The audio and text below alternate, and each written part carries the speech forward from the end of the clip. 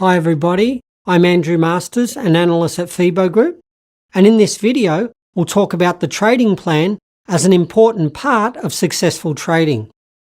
So trading plan is a set of rules on how to make decisions based on the signals of the market analysis that is used by the trader. This is an action plan if you have no trading plan and don't enter the market. This is your own operation manual.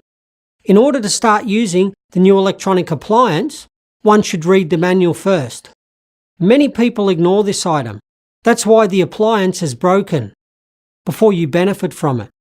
The same as with the trading plan. If you have no precise trading plan, you'd better not enter the market, as it can break you as it break the electronic appliance we've already spoken about. The trading plan shall consist of 5 items. Item 1. Market entry, conditions principle under which we enter the market. The signal we are waiting for to make a balanced decision in order to open the trading position. Item 2. Entry zone. Where will it be? If we get the signal, then how many points will be to our pending order for our position opening? Will we enter for the market? Item 3. Stop loss.